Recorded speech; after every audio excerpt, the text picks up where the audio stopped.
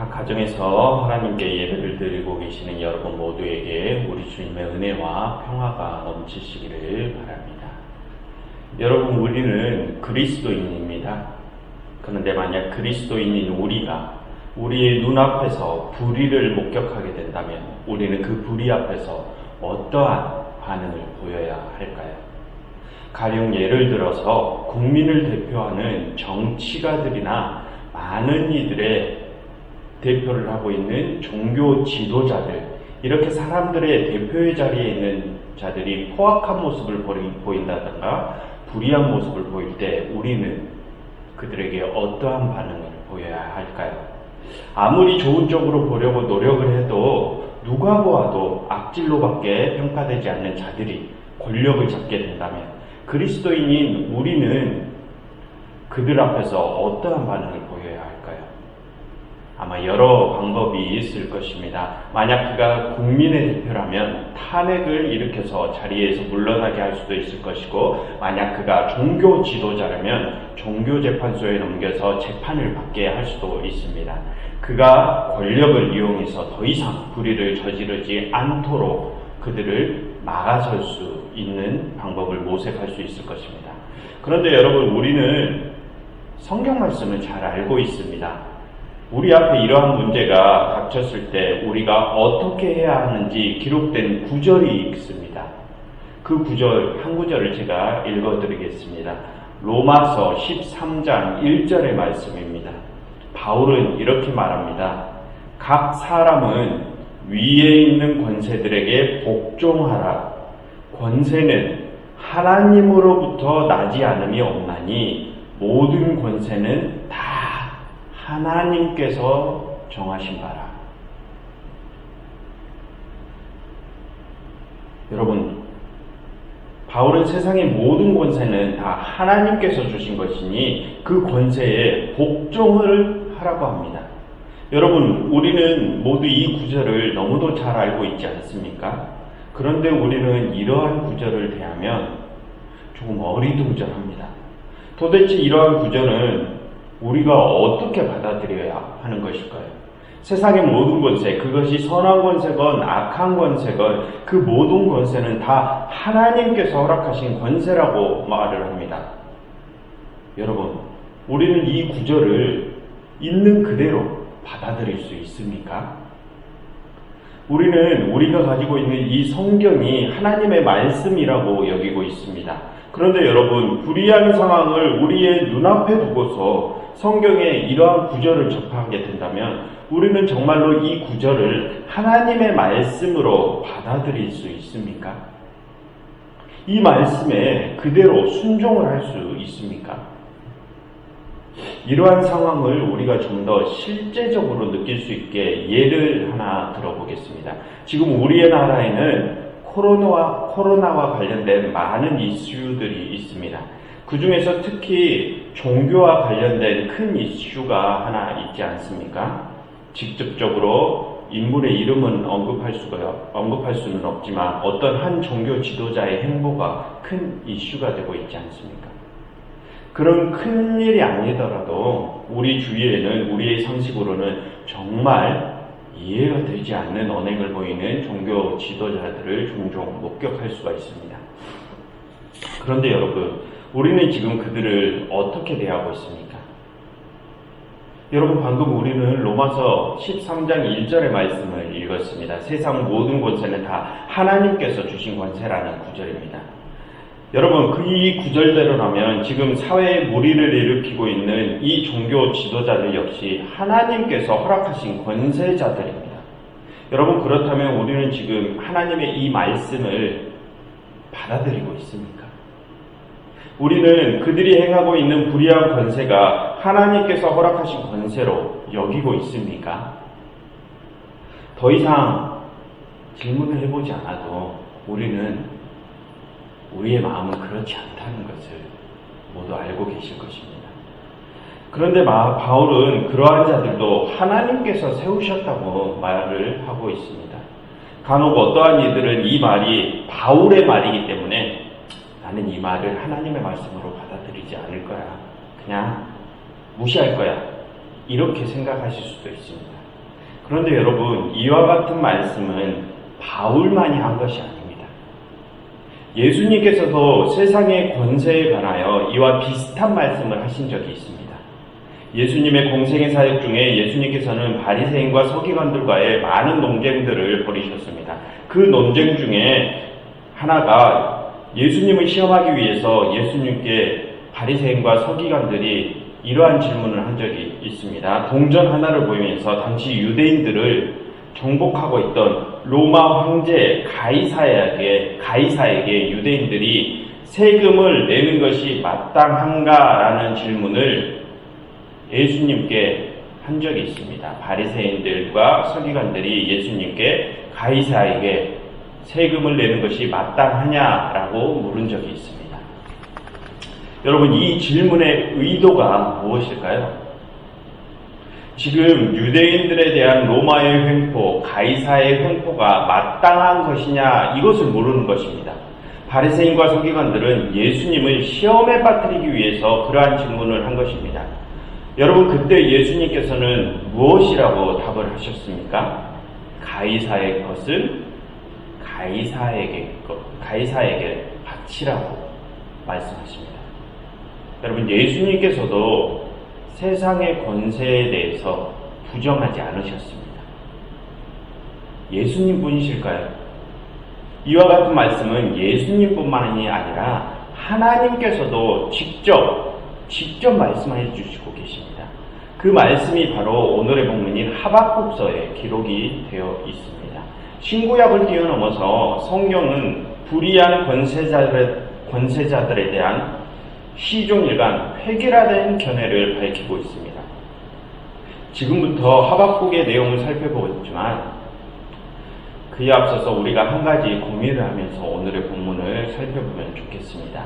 앞서 질문한 내용과 같은 것입니다.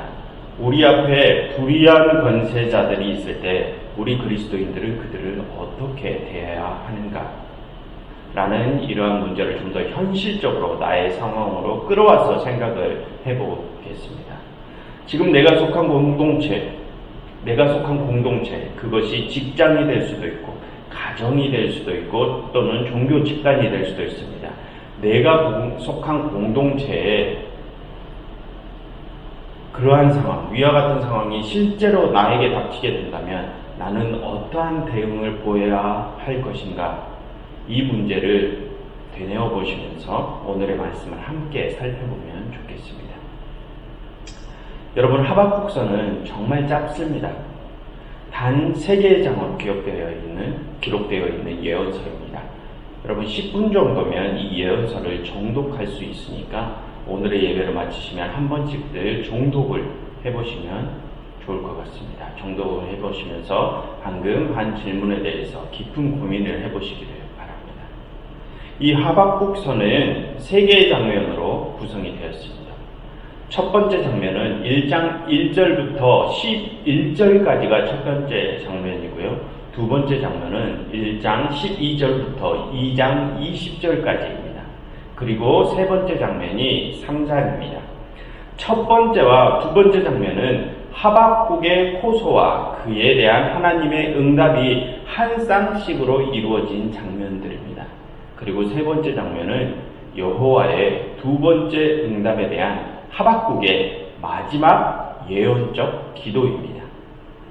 먼저 첫 번째 장면입니다. 첫 번째 장면에서는 하박국이 하나님께 기도하는 장면으로 시작을 합니다. 지금 하박국의 시대는 악독이 가득 차 있습니다. 이스라엘에 악이 가득 차 있습니다. 하박국은 그런 이스라엘의 불의를 보며 하나님께 호소를 합니다. 여러분, 1장 2절부터 4절을 보시겠습니다. 1장 2절부터 4절입니다. 죄송합니다. 1장 2절부터 4절입니다. 여호와여, 내가 부르짖어도 주께서 듣지 아니하시니 어느 때까지리까? 내가 강포로 말미암아 외쳐도 주께서 구원하지 아니하시나이다. 어찌하여 내게 죄악을 보게 하시며 패역을 눈으로 보게 하시나이까? 겁탈과 강포가 내 앞에 있고 변론과 분쟁이 일어난나이다.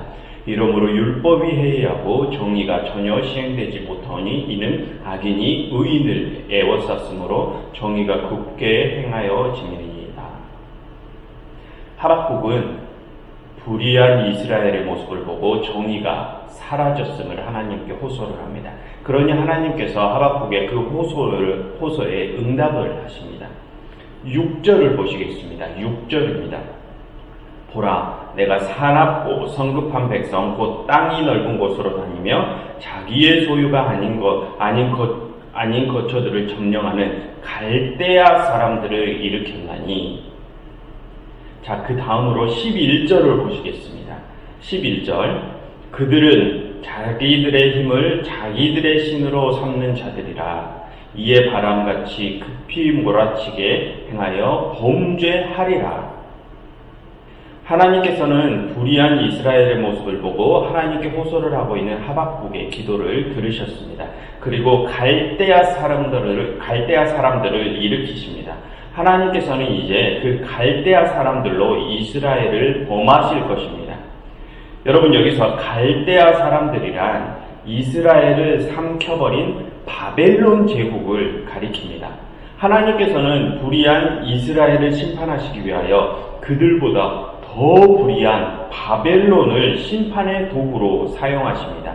그 바벨론이 얼마나 무섭고 얼마나 불의한 제국인지는 다음 1장 7절부터 10절에 소개되어 있습니다. 여러분, 이렇게 10절까지 첫 번째 장면이 끝이 납니다. 그리고 두 번째 장면이 펼쳐집니다. 첫 번째 장면에서는 하나님께서 불의한 이스라엘을 심판하시기 위하여 더 불의한 권세 바벨론을 일으켜 세우셨습니다. 그러니 이제 하박국이 다시 하나님께 또다시 호소를 하는 장면입니다. 1장 12절과 13절을 보시겠습니다. 1장 12절과 13절을 보시면 선지자가 이르되 여호와 나의 하나님 나의 거룩한 이시여 주께서는 만세 전부터 계시지 아니하시니까 우리가 사망에 이르지 아니하리이다. 여호와여 주께서 심판하시기 위하여 그를 두셨나이다. 반석이시여 주께서 경계하기 위하여 그들을 세우셨나이다. 주께서는 눈이 정결하심으로 악을 참아 보지 못하시며 패역을 참아 보지 못하시거늘 어찌하여 거짓된 자들을 방관하시며 악인이 자기보다 의로운 사람을 삼키는데도 잠잠하시나이까? 라며 하나님께 다시 호소를 하는 장면입니다. 하박국의 재호소 장면의 내용을 쉽게 말하면 이것입니다. 하나님은 선하신 분이심을 제가 압니다. 하나님은 선하시니 악한 것을 보지 못하시지 않습니까? 그런데 어찌하여 악한 자들을 세우셔서 지금 이스라엘을 심판하십니까? 이스라엘이 지금 불의하긴 하지만 저 바벨론보다야는 의롭지 않습니까? 그런데 정말 악한 바벨론을 세우셔서 지금 의로운 이스라엘을 치시는 게 이치에 맞습니까? 하박국은 지금 이 말을 하고 있는 것입니다. 여러분, 하박국의 말이 이해가 되지 않으십니까? 우리의 상식도 하박국의 호소와 같은 것이지 않습니까? 여러분, 악을 심판하시기 위해서 더한 악을 사용하시는 것이 이치에 맞는 것일까요? 그런데 하나님께서는 그렇게 하십니다. 어쨌든 하박국의 재호소에 하나님께서는 다시 응답을 하십니다. 2장 2절을 함께 보시겠습니다. 2장 2절입니다. 여호와께서 내게 대답하여 이르시되 너는 이 묵시를 기록하여 판에 명백히 새기되 달려가면서도 읽을 수 있게 하라.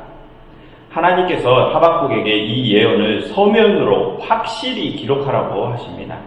여러분, 이것은 이 예언이 반드시 그렇게 이루어질 것이라는 하나님의 의지를 나타내주는 말씀입니다. 이 예언이 어떻게 이루어질 것이냐면 그 다음 3절에 나와 있습니다. 3절입니다. 이 묵시는 정한 때가 있나니 그 종말이 속히 이르겠고 결코 거짓되지 아니하리라. 비록 더딜지라도 기다리라. 지체되지 않고 반드시 응하리라. 하나님께서는 이 묵시, 이 예언이 정한 때가 있다고 하십니다. 무슨 뜻이냐면 바벨론의 때는 그 정해진 기한이 있다는 것입니다. 그러니 그 종말이 속히 오겠고 바벨론의 종말이 바벨론 제국이 무너지는 날이 금방 올 것이라는 뜻입니다. 바벨론의 그 종말에 관한 이 예언은 결코 거짓이 아니고 반드시 이루어질 것이라는 하나님의 언약이자 작정입니다. 여러분, 하박국은 하나님께 호소했습니다. 지금 이스라엘이 불의하니 이 불의한 이스라엘을 심판해 주시라고 호소를 했습니다. 그러니 하나님께서는 내가 그렇게 하겠다. 내가 바벨론을 일으켜서 이스라엘을 심판하겠다라고 응답을 하셨습니다. 그러니 하박국은 깜짝 놀랐습니다. 그래서 하나님께 재호소를 하였습니다. 아니, 어떻게 불의한 자를 심판하시기 위해서 더 불의한 자를 세우실 수 있으십니까? 라며 재호소를 하였습니다. 그러니 하나님께서는 다시 답을 하셨습니다. 내가 너에게 약속한다. 그 바벨론은 반드시 무너질 것이다 라고 말입니다. 그리고 나서 하나님께서는 오늘의 본문 말씀인 그 유명한 말씀을 하십니다. 2장 4절입니다. 2장 4절. 보라, 그의 마음은 교만하며 그 속에 정직하지 못하나 바벨론의 모습을 표현한 말씀이죠. 그 다음 이스라엘을 향하여 말씀하십니다. 의인은 그의 믿음으로 말미암아 살리라 라고 대답을 하십니다. 여러분, 하나님께서는 이곳에서 왜 갑자기 믿음이라는 단어를 쓰셨을까요? 하박국과 하나님은 심판에 관하여 서로 지금 논쟁 중에 있습니다. 그 논쟁 중에 하나님께서는 하박국에 약속을 하셨습니다. 바벨론은 곧 무너질 것이다. 그것은 반드시 이루어질 것이다 라고 약속을 하셨습니다. 그러면서 믿음을 이야기하십니다. 여러분, 하나님께서는 여기서 왜 믿음을 이야기하시는 것일까요? 여러분, 하나님께서는 지금 무엇을 믿으라고 말씀하시는 것일까요? 앞서 하나님께서는 어떠한 약속을 말씀하셨습니다. 바벨론이 곧 무너질 것이다. 반드시 무너질 것이다. 라는 약속을 말씀하셨습니다. 그러니 그 약속을 믿으라는 것입니다. 미래를 위해 계획되어진 하나님의 그 작정을 믿으라는 것입니다. 그래서 하나님께서는 말씀하신 것입니다. 너희가 지금 저들보다 의인이라고 생각하니? 만약 그렇게 생각한다면 나의 작정을 믿으라.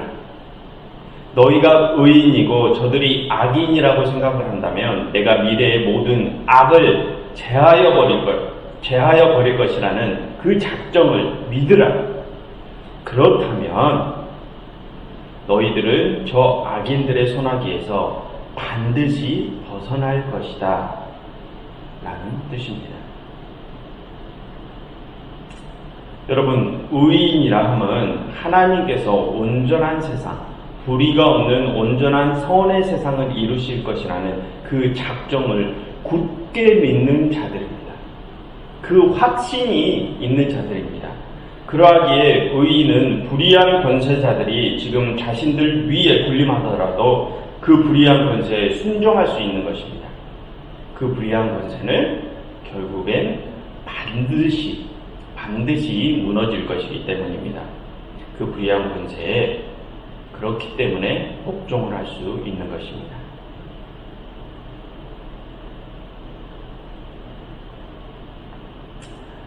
여러분, 하나님께서는 하박국에게 바벨론으로 이스라엘을 심판하시겠다 말씀하셨습니다.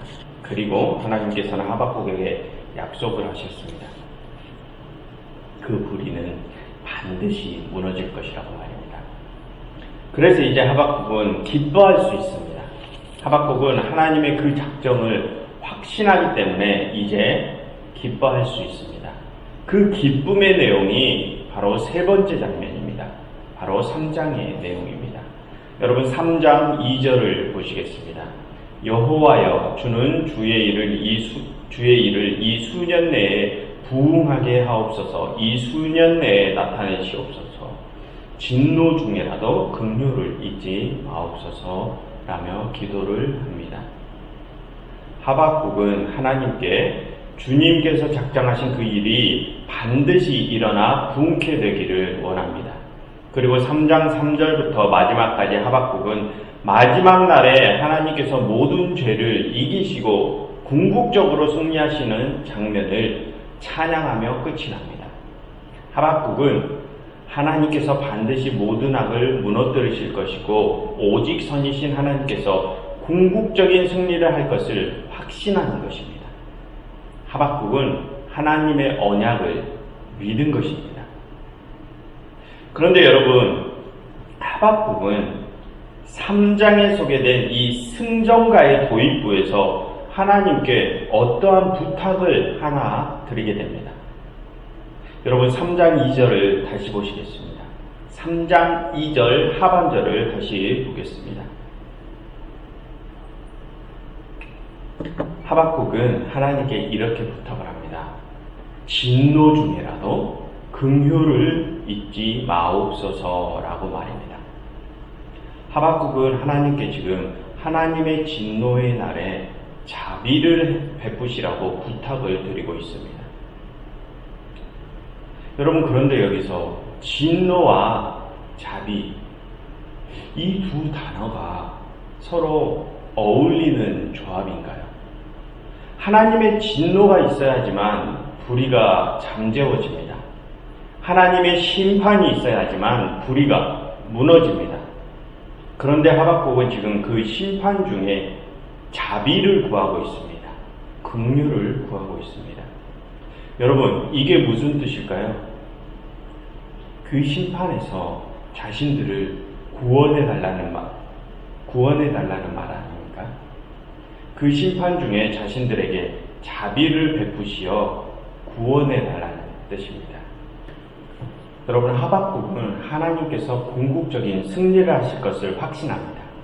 그는 미래에 있을 선과 악의 대전쟁에서 하나님이 궁극적인 승리를 하시는 것을 미리 내다보았습니다. 그래서 그는 3장처럼 승전가를 부를 수 있었던 것입니다. 그런데 다른 한편으로 하박국은 하나님께서 자신에게 하신 그 약속의 말씀이 자신의 마음 한켠을 묵직하게 누르고 있음을 깨닫게 됩니다. 하나님께서 하박국에게 약속하신 말씀은 명확합니다. 불의는 반드시 무너질 것이다. 그러니 그것을 믿으라 였습니다.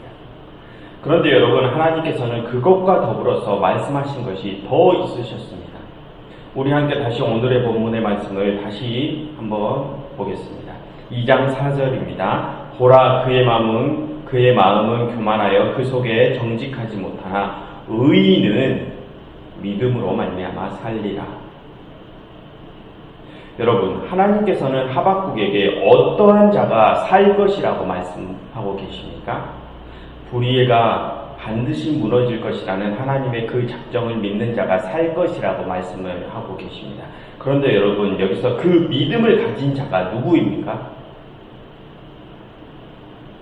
하나님의 작정을 믿는 자가 누구입니까? 바로 의인입니다. 그럼 여러분, 여기서 잠깐 생각을 해보겠습니다. 하나님께서는 하박국에게 말씀하셨습니다.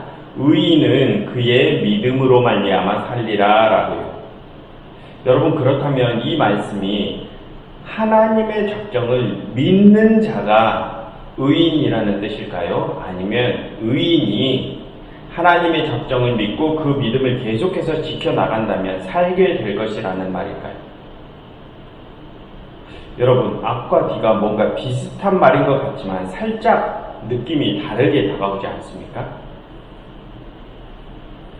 여러분, 이 질문을 다시 한번 풀어서 한번 이야기를 해보겠습니다. 하나님께서는 불의를 반드시 무너뜨리실 작정을 하셨습니다. 그 작정을 내가 확신하고만 있다면, 그 확신을 하고 있는 상태만으로 내가 의인이라는 증거가 된다는 것일까요?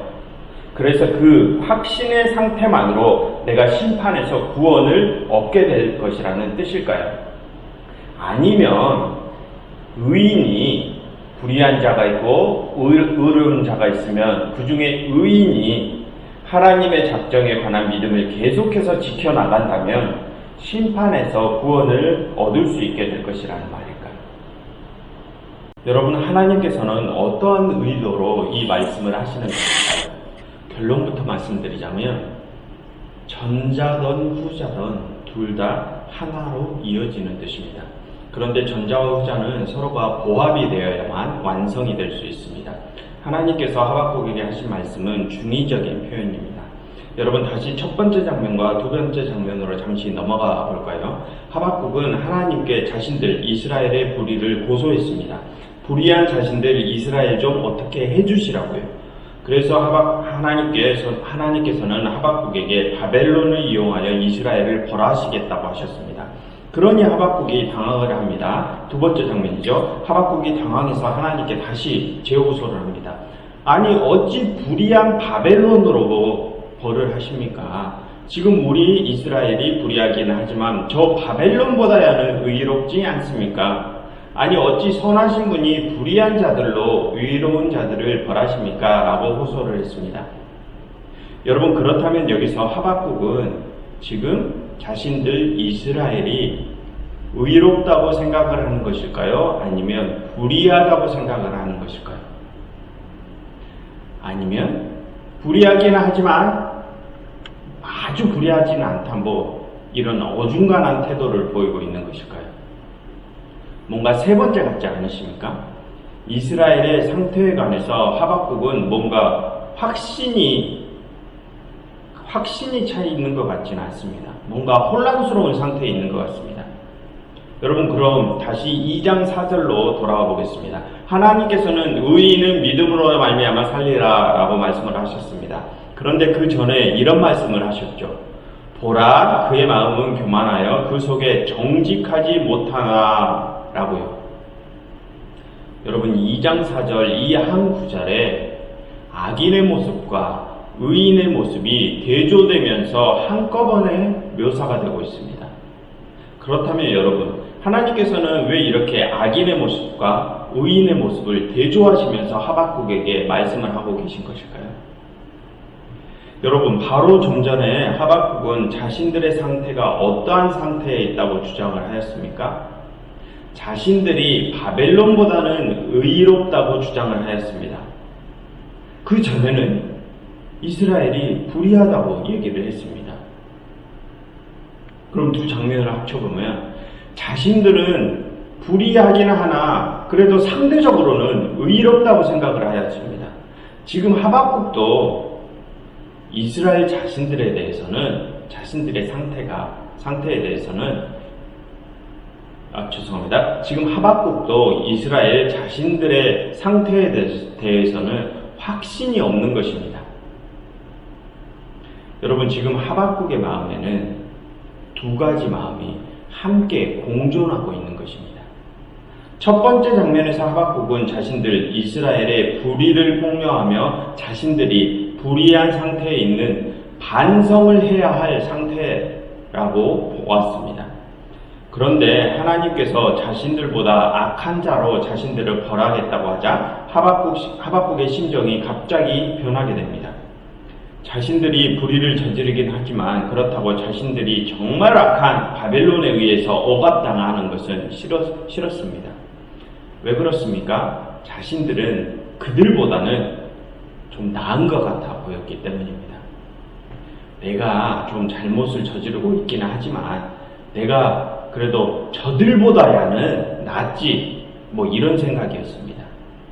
자신들이 바벨론보다는 낫다는 교만한 마음이 생긴 것입니다. 첫 번째 장면에서 이스라엘 자신들이 반성을 해야 한다는 마음을 가지고 있었다면 두 번째 장면에서는 내가 저놈들보다는 낫다는 교만한 마음도 함께 가지고 있음이 확인이 되었습니다.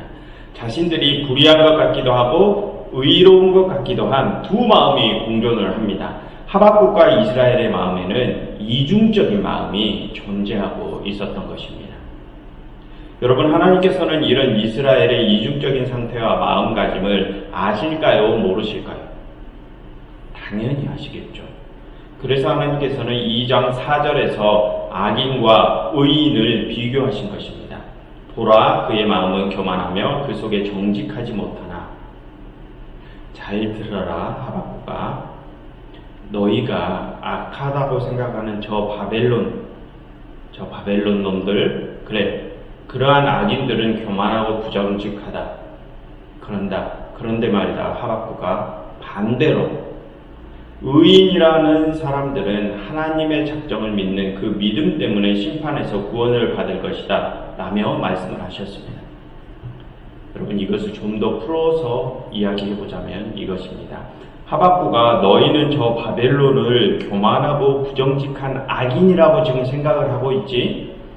그렇다면 하박국아, 너는 이스라엘 너희들이 교만하고 부정직한 저 악인들과 같아 보이느냐? 아니면 하나님의 작정을 믿고 그 믿음을 견지해 나가고 있는 의인과 같아 보이느냐?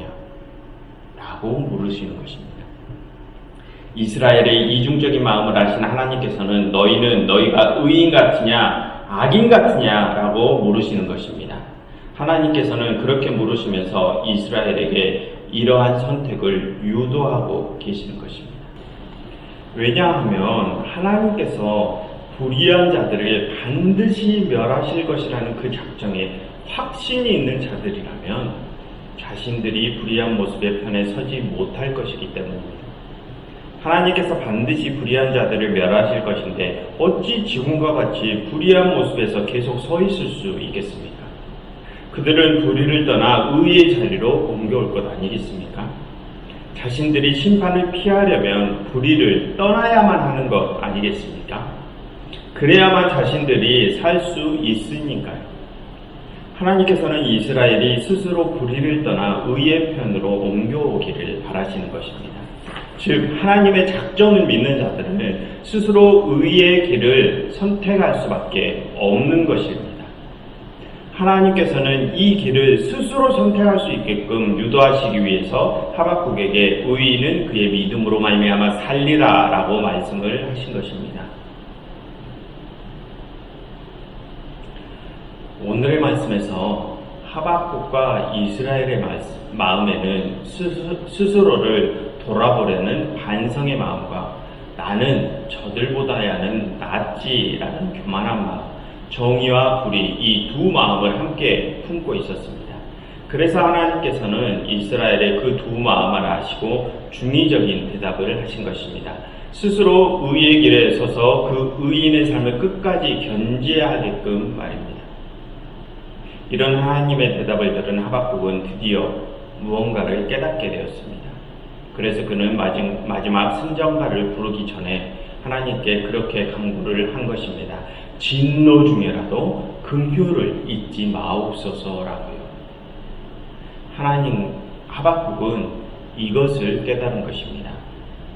하나님께서는 불의를 반드시 무너뜨리실 것입니다. 그것은 확실합니다. 그런데 만약 그 불의가 내 속에도 계속해서 남아있게 된다면 나 역시 그 불의와 함께 살아 없어지게 될 것입니다. 이 세상 모든 사람들 중에 그 누가 자신이 끝까지 의의 길에서만 서 있을지를 알 수 있단 말입니까? 그렇기 때문에 우리는 하나님의 끝없는 자비가 필요한 것입니다. 그 누구도 하나님의 자비 없이는 구원에 이룰 수 없기 때문입니다. 하박국은 하나님의 말씀을 듣고 이것을 깨달은 것입니다. 그래서 하박국은 하나님께 그렇게 서로 어울리지 않은 단어를 조합하여 나열하면서 하나님께 간구를 한 것입니다. 심판 중에라도 자비를 잊지 마시라고요. 여러분, 오늘 살펴본 하박국의 내용은 깊이 들여다보지 않으면 그 뜻을 알아차리기가 힘든 예언서입니다. 그러나 그 속에 담긴 내용은 우리에게 너무나도 큰 메시지를 전해주고 있습니다. 여러분, 우리는 언제나 불의를 마주하며 살아갑니다. 그래서 그 불의가 제발 사라지기만을 바랍니다. 그런데 문제는 거기서만 끝나는 게 아니라는 것입니다. 우리는 그러한 불의가 사라지기를 바라면서 나 자신 또한 그 불의 속에 사로잡혀 있음을 알아차리지 못합니다. 어떠한 때는 나도 그 불의에 불의로 맞서고 있는 모습을 발견하게 됩니다. 불의한 권세를 끌어내리기 위해서 나도 그들과 똑같은 모습을 보이며 그들에게 보복을 하기도 합니다. 그러나 우리는 그런 나의 모습은 객관적으로 돌아보지 못합니다. 나는 그들보다는 나은 자들인 줄로 착각을 합니다. 나는 의인인 것으로 착각을 합니다.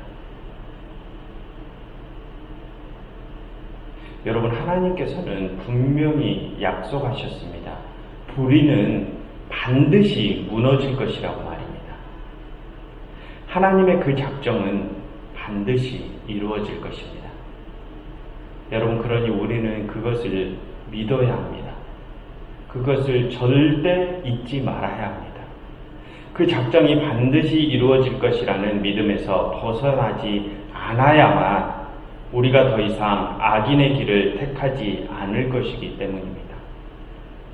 그 작정을 믿어야만 우리가 의인의 길로 돌아설 것이기 때문입니다.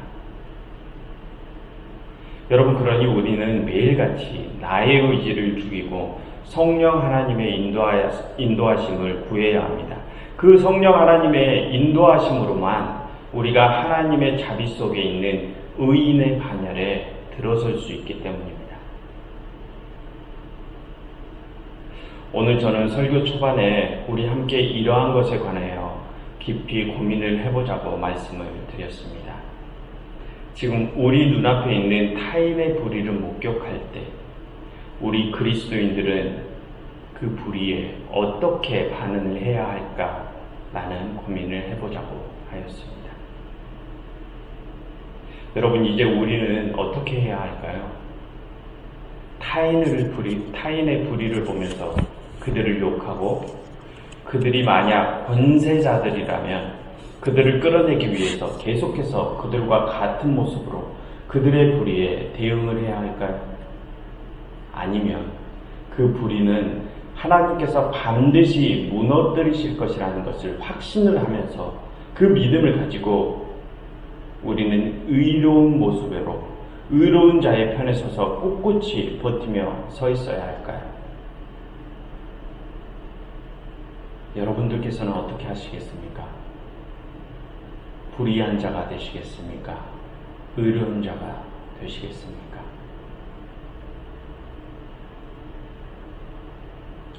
사랑하는 교우 여러분, 의인의 길에 서시기를 바랍니다. 불의로 맞서지 마시고 의의 길에 서 있으시기를 바랍니다. 의인이란 그 어떠한 상황 속에서도 하나님께서 이 세상을 온전한 승리로 이끌어 나가실 것이라는 그 확실한 믿음을 가지며 끝까지 의로운 모습으로 서 있기를 바라는 자들입니다. 그 의로운 자를 하나님께서는 당신의 진노 중에서 구원을 하실 것입니다. 그러니 여러분, 하나님의 그 작정을 믿으시고 그 믿음으로 살아가시는 의인들이 되시기를 간절히 바랍니다. 기도하겠습니다. 하나님, 그동안 저희는 남의 눈에 뒷걸음 보면서 나의 눈에 들보는 돌아보지 못하며 살아갔습니다.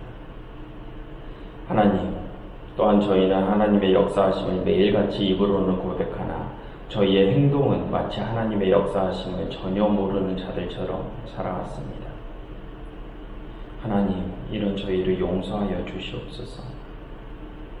하나님, 저희가 이제는 그동안의 길을 뒤로하고 의인의 길로 돌아설 수 있게 하시고 그 의인의 자리에서 끝까지 벗어나지 않도록 도우시옵소서. 하나님, 저희는 연약하여 그 일을 온전히 이룰 수 없음을 압니다. 하나님, 그래서 간구하오니 성령 하나님께서 저희를 지켜주시고 저희의 약함이 다시 드러나더라도 하나님의 긍휼하심을 저희에게 보여주시옵소서. 예수 그리스도 이름으로 기도드렸습니다.